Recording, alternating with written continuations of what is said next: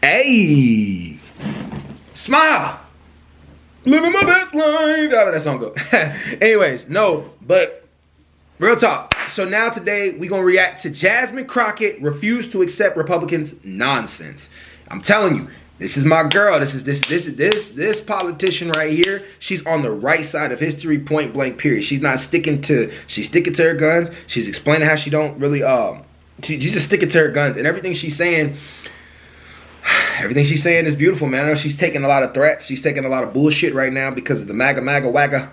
There's some crazy people, man. There's some psychotic people. But let's get it. Let's go, y'all. I love this girl. Let's go. Chaboom. Chaboom. Governor Newsom was talking about just holding on to his dollars because California is what they call a donor state. Okay. Meaning that they actually contribute more than they take from the federal government. Facts. And then you can go down south to states like Louisiana who are broke. And so they need California to pay in. So it is so interesting that we are so concerned about whether or not we are pushing certain ideology. She killing it, right? Okay, look. Did you know California, I think it's, look this up. I may be wrong, but I'm pretty sure I'm like 100% right. I think California contributes almost $80 billion to the U.S. government. I think it's like, let me find this out. How much does California contribute to the country? Okay, so California contributes. Make sure that I'll be fact checking. I don't do that bullshit. Wow, listen. In 2024, California generated approximately $4.1 trillion. 14% in real inflation. Federal taxes that they pay. So they pay 800. Listen to this. The translate approximately $800 billion. So yeah, I was way off. $805 billion. Damn. So no, $83 billion was collected from it. Okay, $83 billion was collected from California. So that's $83 billion to pass to the rest of the states. So California is definitely needed. It's definitely needed. And when people be talking shit about California, they realize that's the one place, that's like its own world within itself, which helps the rest of the country with the poor states. She's right. Brought receipts too.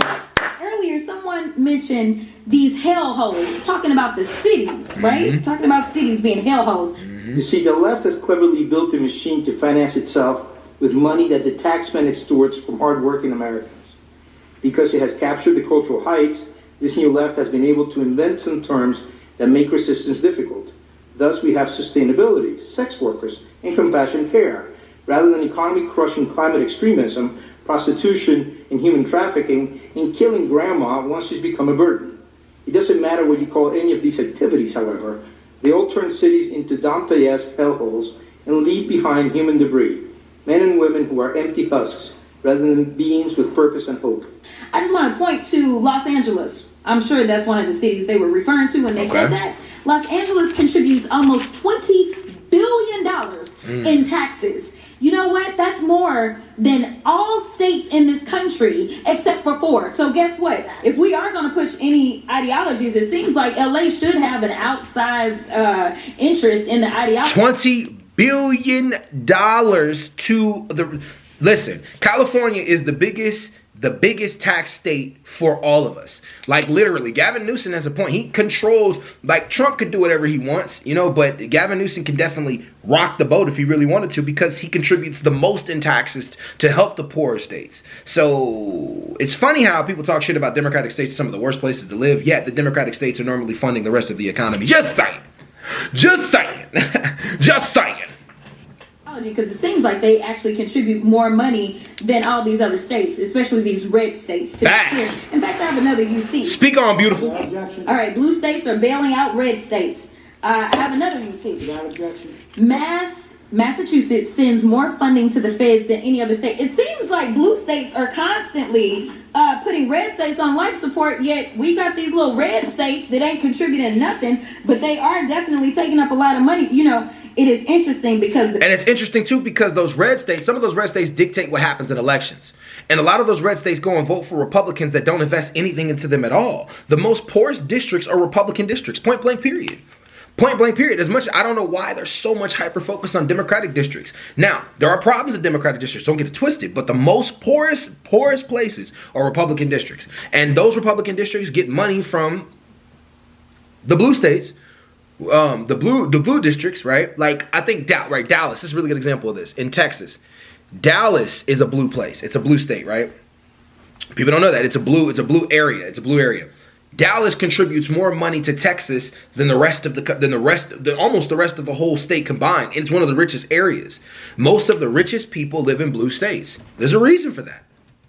The governor in California, I don't know if you caught this, but Governor Newsom was talking about just holding on to his dollars because California is what they call a donor state. Right. Meaning that they actually contribute more than they take from the federal government. Mm-hmm. And then you can go down south to states like Louisiana who are broke. And so they need California to pay in. So it is so interesting that we are so concerned about whether or not we are pushing certain ideologies. But let me talk about some of these. Now, before she goes, I want you to understand this, right? That's why earlier, like, you notice the conversation between Gavin Newsom and Donald Trump has stopped. Trump stopped talking, I'm not going to put any funding into California. Because you know better. You know if you take funding out of California, you're going to screw the rest of the country. You are. Like, our money is circular. It's circulatory. It goes all amongst each other. And with that big, beautiful bill he just passed, the next 3 years, we're going to need, like, some kind of money coming in. And California is definitely going to be a factor in that need that we need. We need. A few questions. We're going to play a game called Radical or Restorative. Let's hear it. Radical or Restorative? Let's hear it. A nonprofit that provides shelter and legal aid to human trafficking survivors. Radical. Restorative. Restorative. A DOJ-funded program that mentors at-risk youth to prevent gang violence. Restorative. Restorative. A grant-funded organization that helps women fleeing domestic abuse with housing and trauma support. Restorative. Restorative. A USAID program that works to shut down scam compounds trafficking people in Southeast Asia. Restorative. Restorative. A faith-based nonprofit helping migrant children reunite safely with family. Restorative. Restorative. A community group receiving DOJ funds to reduce gun violence in cities. Restorative. And the final one is a global initiative that prevents trafficking and keeps people from being forced into labor or sold into exploitation. Restorative. Thank you so much, Mr. Ambassador. What's shocking is some of these programs are the very ones that Trump and my Republican colleagues are working to shut down. Wow. We really want to look at who is doing the work to help us. And as we have just talked about some sex trafficking, I'm still trying to understand if you have anything that you would like to contribute about the Epstein files that they absolutely refuse to release. Oh, I love her. Yes, the Democrats need to hold that all the way through all the elections. Why do y'all refuse to leave the Epstein files? This is where the Democrats can unite with MAGA, because that's the one fucking spot where MAGA is not playing. They're like, listen, you need to release these files because we want to know who's on them. Because I know MAGA believes the good things about children, right? So if they do, right, Donald Trump needs to release these files. They need to hold that shit all the way into the primaries. Hold that shit all the way into the primaries. I swear, it'll be a blue wave. Hold that shit all the way into the primaries. Every Democrat. Ma'am, I think it would be very helpful for the American public to be able to see the results that have evidently been kept in whatever that file is. There's been many years in which folks have investigated Mr. Epstein and those around him. He went to jail once. He was about to go to jail again before he died, and his compatriot is currently in prison. Those facts need to be known. Thank you so much. Listen.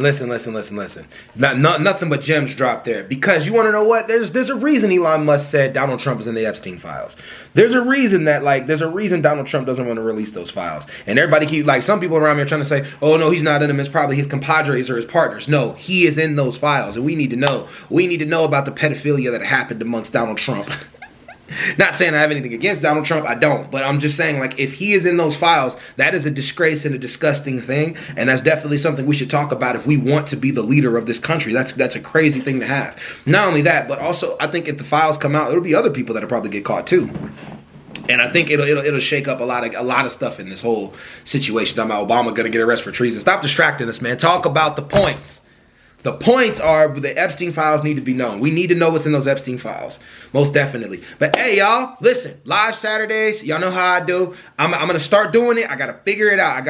I'm pushing to figure out how to get those lives going on Saturdays. And when I do, we're going to have a ball, y'all. I just recently talked to somebody who told me that this business is going to take off. So my business is going to take off. And listen, if you've been watching me and like you like my stuff or you don't like my stuff, it don't really make a difference. If you like me, you need to subscribe. If you don't, then you can subscribe too. But you know how. But when this take off, just know I'm gonna have this smile like. All right, I'm out, y'all. Peace.